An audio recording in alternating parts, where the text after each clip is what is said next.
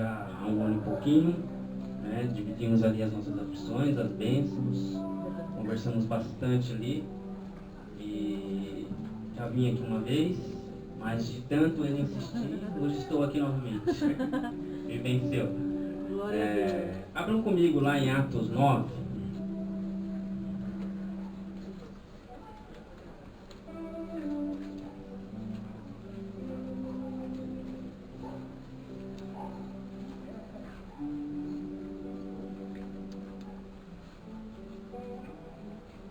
Minha Bíblia tem uma versão um pouco diferente, mas acho que dá para vocês acompanhar.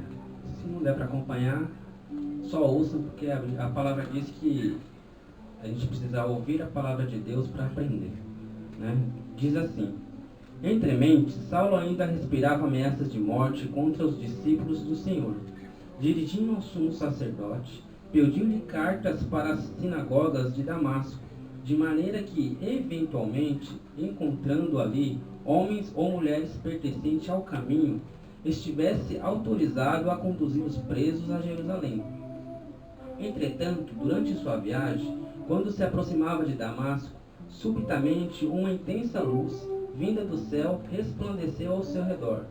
Então ele caiu por terra e ouviu uma voz que lhe afirmava: Saulo, Saulo, por que me persegues? Ao que ele inquiriu: quem és, Senhor? E ele disse: eu sou Jesus, a quem tu persegues. Contudo, levanta-te e entra na cidade, pois lá alguém te revelará o que deves realizar. Os homens que acompanhavam Saulo na viagem caíram emudecidos. Podiam ouvir a voz, mas a ninguém viam. Saulo ergueu-se do chão e, abrindo os olhos, não conseguia ver coisa alguma. Então, guiado pela mão, foi conduzido até Damasco. Por 3 dias esteve cego, durante os quais não comeu, nem mesmo bebeu. Feche seus olhos, vamos orar mais uma vez. Senhor, em nome de Jesus, ó Pai, eu quero aqui me esvaziar de mim mesmo, Senhor Jesus, e me encher do Teu Espírito Santo, ó Pai. Porque a este povo eu nada tenho a oferecer, porque de mim não sai nada, a não ser vindo de Ti e no Seu trono, Senhor. Em nome de Jesus, abre as mentes, abre os corações, ó Pai, destapa os ouvidos, ó Pai, para que esse povo possa ouvir a Sua voz, ó Pai, e não a minha, para que eles possam entender aquilo que o Senhor está dizendo e não o que eu estou dizendo. Em nome de Jesus, eu te agradeço essa oportunidade de estar aqui, que o Senhor possa abençoar cada dia mais essa casa, Senhor. Em nome de Jesus, amém. Saulo era um homem que atormentava a igreja, ele perseguia a igreja, perseguia os cristãos. No entanto, que ele pede carta para poder matar os cristãos. Ele era um fariseu. E fariseu é um homem bom ou ruim? Quando se fala de fariseu, você fala de algo bom ou de algo ruim? Mas eu vou mudar o conceito de vocês, porque fariseu, ele não é algo ruim. Jesus estava atravessando o mar da Galileia para o outro lado. Então, ao chegar do outro lado, ele encontra um homem que muitas vezes nós chamamos de gadareno. Mas ele é um ex-gadareno, porque ele deixou de ser o gadareno. E esse homem, ele foi curado por Jesus após ser liberto de vários demônios. Então ele começa a ser um seguidor de Jesus. E ele sozinho prega para uma decápole, que é um conjunto de 10 cidades que tinham ali naquela região. E uma dessas cidades era Damasco. E Damasco, ela estava cheio de... como que eu posso dizer? Cheio de valores distorcidos. Misturaram valores judaicos com os valores gregos, com os valores romanos, e ali estavam se perdendo os costumes cristãos. Então, ao contrário de que nós pensamos, os fariseus eles começaram a revolucionar aquela cidade. Eles começaram a mudar aquela cidade, porque eles começaram a mudar aquela cidade, trazendo os costumes cristãos para aquela cidade novamente. Então, um fariseu era uma pessoa que conhecia da lei, ele conhecia da Torá, como ninguém, como nenhuma outra pessoa. E Saulo era um cara muito inteligente. Saulo ele era tão inteligente que aos 13 anos ele foi levado à sinagoga para realizar o seu bar mitzvah. Guarde essa palavra que depois eu vou explicar para vocês o que é o Bar Mitzvah. Então, através dos Bar Mitzvah, ele passou a ser aprovado e passou a viver aos pés de Gamaliel, que também era um fariseu e que também era um homem entendido da lei. E aos pés de Gamaliel ele foi sendo doutrinado, ele foi sendo ensinado. Gamaliel também era uma possível pessoa que vivia na sinagoga, que vivia no sinédrio, e Paulo estava sendo treinado por ele. Saulo era um cidadão que tinha título romano, título judeu, e por isso ele tinha muitos privilégios. Ele podia ter os privilégios políticos, privilégios judaicos, e assim ele ia. Saulo estava lá quando Estevão estava sendo apedrejado.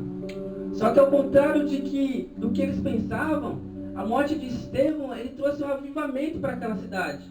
Após a morte de Estevão, as pessoas começaram a falar ainda mais de Jesus, aquele Jesus que poucas pessoas conheciam, passaram a conhecer através da morte de Estevão. Então Saulo ele pediu cartas para prender os cristãos, porque ele não aceitava aquilo, ele não queria que aquele avivamento acontecesse. Mas a palavra fala que Saulo ele estava indo a caminho de Damasco, e de repente algo aconteceu na vida dele. Talvez o de repente de Deus possa estar acontecendo hoje na sua vida. Porque no caminho de Damasco, Deus ele muda a nossa rota. Deus ele muda o nosso caminho, assim como ele mudou a vida de Paulo. Ele mudou os caminhos de Paulo. De repente, você está hoje aqui, meio para lá, meio para cá, não sabe o que fazer, não sabe para onde ir. Mas Deus ele quer mudar a sua rota e quer mudar a minha rota. Porque talvez a rota que eu e você estávamos seguindo era uma rota de morte. Era uma rota que estava levando a gente para o inferno e não para a salvação. Talvez você e eu íamos quebrar a cara, seguindo por aquele caminho, não ia dar certo.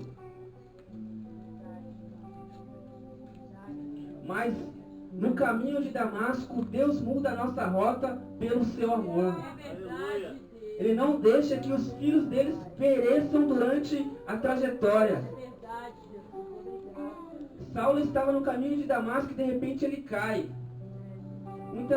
Algumas pessoas dizem que ele cai do cavalo. Outras dizem que ele caiu, simplesmente andando caiu.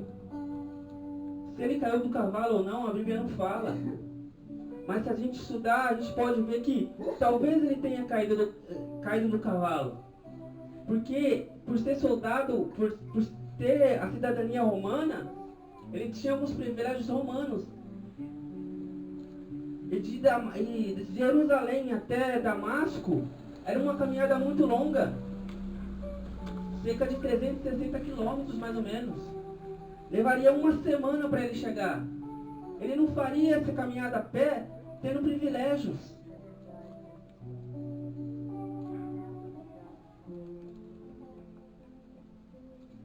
E sabe o que eu aprendo? Que Deus, de repente, Ele tem derrubado a gente para que a gente possa acordar. Para que a gente possa acordar do nosso orgulho. Porque talvez a atitude que nós estejamos tomando esteja errada. Talvez aquele ciúmes que você está sentindo está levando o seu casamento à destruição. Talvez aquela atitude que você está tomando no seu casamento está levando ele à destruição. Então ele muda a nossa rota justamente para que a gente não caia na destruição. No caminho de Damasco, Deus muda a nossa rota através do seu amor. E é o que Ele está fazendo na sua vida hoje, Ele está mudando a sua rota. Ele está mostrando que o caminho que você está seguindo não é um caminho bom, é um caminho ruim. No caminho de Damasco, Deus trata o nosso coração e a nossa visão, assim como Ele fez com a vida de Paulo. Paulo já começou bem, jejuando 3 dias. Durante 3 dias ele ficou cego, não viu nada. Durante 3 dias ele não comeu nada. O início da sua jornada já foi punk. Já foi de luta, já foi de guerra. E muitas vezes nós estamos agitados e não paramos para ouvir a voz de Deus, aquilo que Ele está falando. Muitas vezes Deus quer falar conosco e nós não paramos para ouvir sua voz. Nós precisamos de uma coisa na nossa vida que chama solitude. Não solidão, solitude, que é parar, ficar quieto, ouvir a voz de Deus, ficar lá no lugar secreto. A Bíblia diz, batei, bateis e abri-se-vos-á, pedi, pedi. A Bíblia não diz bate e pede, ela diz batei várias vezes. Tem que insistir. Se Deus não está te respondendo, comece a insistir, comece a bater. Se Deus te fez uma promessa e ainda não aconteceu, continua pedindo, não desista. Se a porta não se abriu, continua batendo, ela vai se abrir. Aleluia! Aquieta a sua alma e ouça a voz de Deus. No caminho de Damasco, Deus transforma o nosso coração e a nossa visão. Temos que começar a mudar a nossa forma de ver as coisas. Muitas vezes a gente está no meio de uma tribulação, e ao invés da gente ver aquela tribulação como um tratamento de Deus, nós começamos a murmurar, a reclamar. E não é isso que Deus quer. Às vezes Ele permite sim as dificuldades, que é para nos ensinar.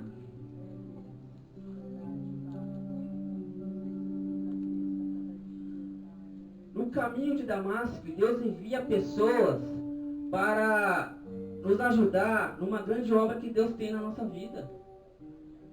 Deus tem uma grande obra na sua vida e na minha vida. Não é um chavão cristão. No caminho de Damasco, Deus coloca pessoas na nossa vida para nos ajudar na caminhada.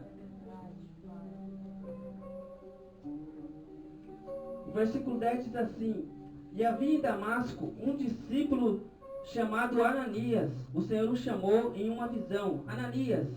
Diante do que prontamente respondeu: Eis-me aqui, Senhor. Então o Senhor lhes disse: Apronta-te e vai à rua que se chama Direita, e procura na casa de Judas por um homem de Tarso chamado Saulo. Eis que ele está em oração neste momento, e acaba de ter uma visão na qual um homem chamado Ananias se aproxima e lhe impõe as mãos, para que volte a enxergar. Todavia Ananias replicou: Senhor, tenho ouvido vários testemunhos sobre este homem, quantos males tem causado aos teus santos em Jerusalém. E ele chegou aqui com toda a autoridade dos chefes dos sacerdotes, para prender todos que invocam o teu nome. Deus colocou Ananias na vida de Saulo. Só que Ananias conhecia a vida de Saulo, sabia como ele era, e ficou aterrorizado. E falou: mas como que eu vou lá orar por esse cara que foi enviado aqui para matar os cristãos, para perseguir cristãos? Para cumprir um propósito nas nossas vidas, Deus vai colocar pessoas ao nosso lado. E Ananias aqui eu vejo como um papel de uma autoridade, de um pastor, de um líder, que Deus coloca na nossa vida para nos ajudar. Se você congrega nessa igreja, você tem pastores e líderes aqui que acompanham a sua vida, que oram por você, que jejuam por você. Talvez você nem fique tempo aqui, mas sabe que o tempo que você está aqui é o tempo que Deus está te tratando, é o tempo que Deus está te moldando. Então você tem que agradecer por isso.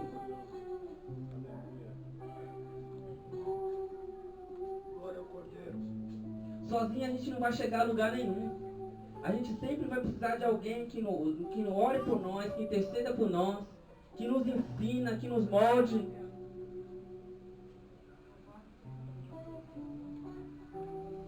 Talvez o Ananias aqui seja você, que vai orar por alguém, que vai interceder por alguém, que vai discipular alguém. Será que você tem noção que se você ir lá e ajudar o Rodrigo no projeto, entregar comida para um morador de rua, evangelizar um morador de rua, você pode estar evangelizando o John Wesley do nosso século? Você pode estar evangelizando um futuro pastor, um futuro mestre. Será que você tem noção disso? Lance essa semente, abençoe pessoas, ensine pessoas, discipule pessoas, ore por pessoas. No caminho de Damasco, Deus pode mudar a nossa vida. Paulo era um homem inteligente, conhecido da lei, perseguidor de cristão, mas teve sua vida mudada. E eu quero que você abra comigo lá em Mateus 15, 21, que eu quero falar de uma pessoa que pouco é citada na Bíblia, mas que também no caminho de Damasco teve sua vida transformada. Marcos 15. Glória ao Cordeiro de Deus.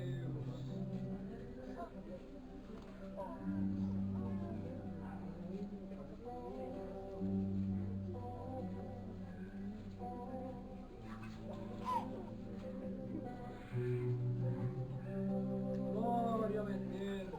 Versículo 21 diz assim: E ocorreu que certo homem de Cirene, chamado Simão, pai de Alexandre e de Rufo, passava por ali, vindo do campo. Eles o forçaram a carregar a cruz. Eu quero falar desse homem, Simão Cireneu. Esse homem poucas vezes citado na Bíblia, na verdade ele só está nessa passagem da crucificação. Era uma festa, a morte de Jesus aconteceu durante a Páscoa, onde todas as pessoas vinham para comemorar a Páscoa. E esse homem estava vindo lá da cidade de Cirene, que fica na África do Norte, que hoje é a Etiópia. E ele veio para ver o sacrifício do Cordeiro, a festa cristã. E quando ele estava entrando na cidade de Jerusalém, vindo do campo, na verdade ele estava vindo pela porta de Damasco, que dá acesso, né, pela estrada de Damasco, que dava acesso à cidade de Jerusalém. Ele encontra aquela multidão vindo. O sacrifício de Jesus estava acontecendo, Jesus vindo carregando aquela cruz, aquela multidão apredejando ele, xingando. Então ele encosta no canto e espera que tudo aquilo passe. Mas Jesus cai bem aos pés dele. Jesus caiu com a cruz bem aos pés de Simão Cireneu.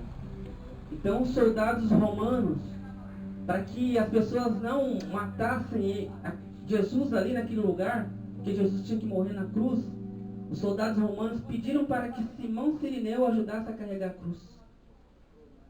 E Simão Cireneu falou: não, eu não, põe outra pessoa. Muitas vezes nós fazemos assim. Deus coloca pessoas aos nossos pés precisando de ajuda e nós falamos: não, põe outra pessoa para ajudar ele. Deus te abençoe, irmão. Deus está colocando pessoas aos seus pés para que você ore, para que você discipule, para que você ajude. Não é outra pessoa, não. Não tinha outra pessoa para ajudar Jesus a carregar a cruz, tinha que ser Simão Cireneu. Tinha muitas outras pessoas ali, mas era Simão Cireneu que tinha que ajudar Jesus. Não é outra pessoa que tem que ser ajudada, é você que tem que ajudar aquela pessoa. Aquela pessoa precisa de você, não é de outra, não. Então, durante toda a nossa existência, Satanás ele levantou pessoas para destruir a nação de Israel, para destruir aquele povo, que se você olhar no mapa é pequenininho, aquele país é pequenininho. Satanás levantou os romanos, Satanás levantou o faraó, Satanás levantou Hitler. Se pegamos hoje Rússia, países comunistas e assim vai. Mas nenhum deles conseguiram destruir até hoje a cidade de Israel. E nem vão. Porque Deus deu uma promessa àquele povo. De eternizar aquele povo. E Deus deu uma estratégia para aquele povo de Israel. Para que isso acontecesse. Para que aquele povo existisse até hoje. E essa estratégia é uma estratégia familiar. Então, quando as pessoas falam aí de destruição de família, isso é coisa de Satanás. Porque Deus deu uma estratégia familiar para o povo dele. E qual é essa estratégia? Quando o menino completa 5 anos de idade, ele é levado a estudar a palavra de Deus. Ele é colocado em uma escola rabínica para estudar a palavra de Deus. Então ele estuda naquela escola rabínica até os 14 anos de idade. E aos 14 anos de idade, ele vai para uma cerimônia chamada o Bar Mitzvah, que quer dizer o filho do mandamento. O que é o Bar Mitzvah? Esse menino, ele vai estudar os 5 primeiros livros da Bíblia: Gênesis, Êxodo, Levítico, Números e Deuteronômios, que é a Torá. Durante esse tempo ele vai estudar, durante 9 anos, que é dos 5 até os 14, ele vai estudar a Torá. Ele vai ter que decorar os 5 primeiros livros da Bíblia. Após ele decorar esses 5 primeiros livros da Bíblia, aos 14 anos, ele é levado até a sinagoga. E lá na sinagoga vai ter aproximadamente 20 a 70 rabinos que vão provar esse menino. E esses 20 a 70 rabinos vão começar a perguntar para o menino o que está escrito em Deuteronômio 28:1. Ele vai citar. Está escrito lá em Gênesis 3, ele vai citar. Ele não pode errar uma vírgula. Se ele errar uma vírgula, o rabino mais velho se levanta, vem, estende a mão para ele e fala: você não serve para eternizar o nome da sua família. Você serve para trabalhar e sustentar a sua família. Por que isso? Porque a nação não pode ser destruída. É uma estratégia de Deus. Ou a gente costuma dizer: os judeus eles são ricos porque um ajuda o outro.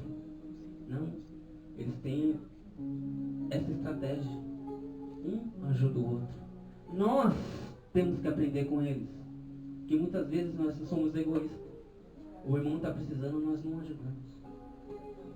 Dentro da nossa própria casa, da nossa própria igreja, precisa, mas nós não ajudamos. É uma estratégia que foi dada por Deus.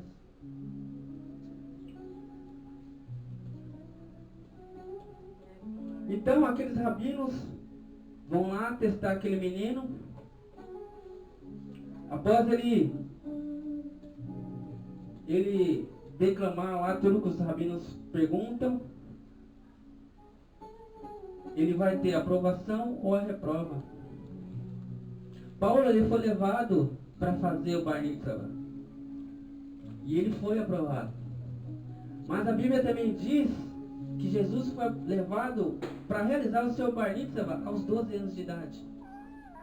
2 anos antes. Primogênito de João e Maria. Estava lá, no meio da sinagoga. Citou os 5 primeiros livros da Bíblia. Mas não só os 5 primeiros livros da Bíblia. Citou salmos, históricos, poéticos. Citou a Bíblia toda. Quanta sabedoria esse menino tem. Quem é esse menino? E quando José e Maria foram dar conta do menino, ele já estava lá na sinagoga, cercado por um monte de rabinos, querendo impor a mão sobre os seus ombros. Todos se empurrando para querer colocar a mão sobre os seus ombros. Porque a reprova, o rabino vinha e estendia a mão. E a aprovação ele vinha e colocava sobre os ombros. Porque eles estavam dizendo, ao colocar a mão no ombro do menino, o que Elias disse a Eliseu: segue-me.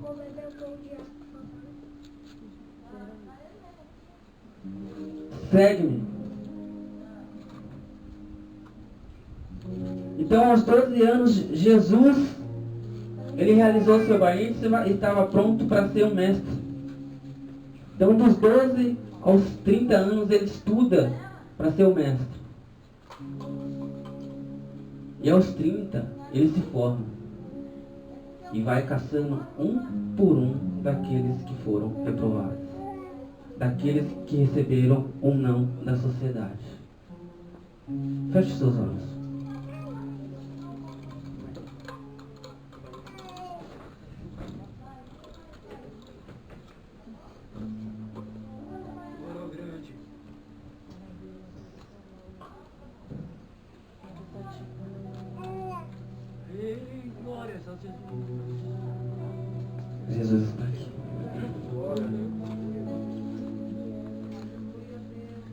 Jesus está aqui. O Espírito Santo está aqui. Ele está falando aos nossos corações.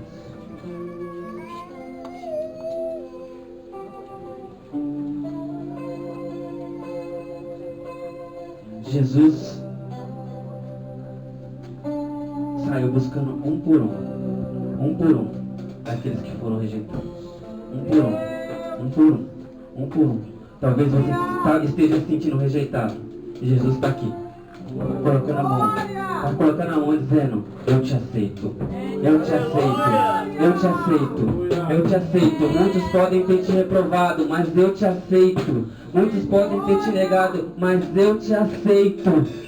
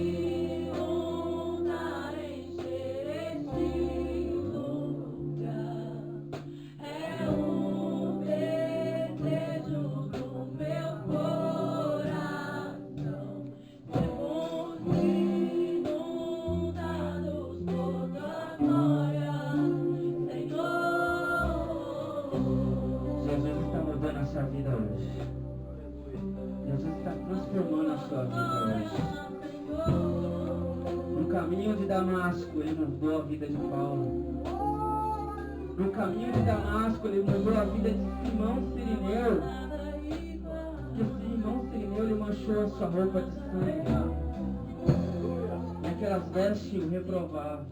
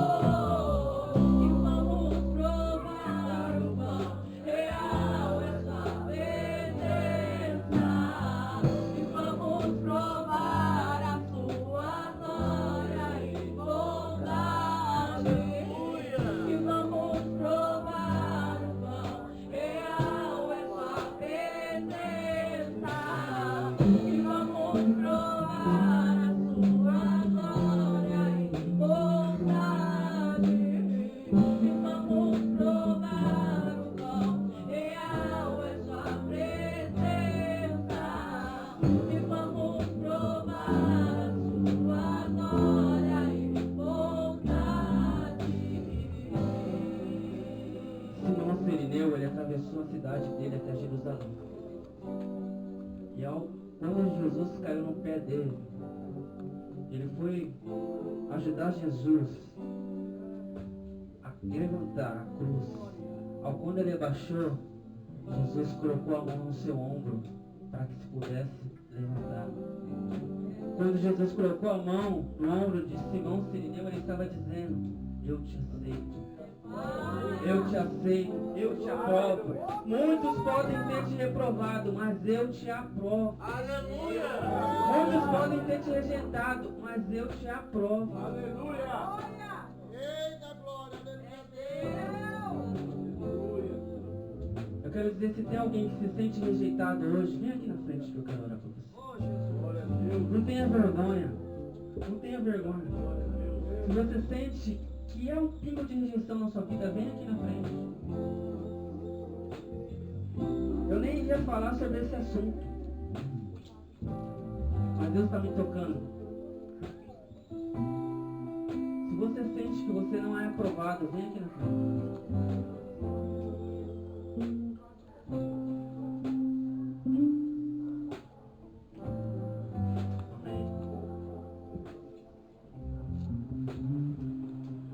Que você possa ir no seu lugar, sentir a poderosa mão de Deus tocando no seu ombro e te dizendo: eu te aprovo. Eu não vejo as suas falhas, eu te aprovo. Eu não vejo se as pessoas dizem que você não vale nada, eu te aprovo. Eu não vejo se as pessoas dizem que você não presta, eu te aprovo.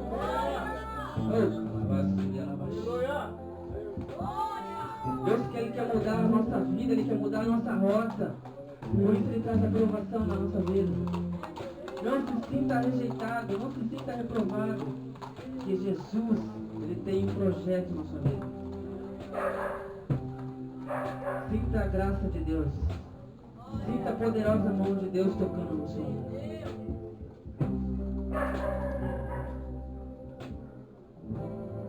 Glória a Deus, aleluia. Deus poderoso, aleluia.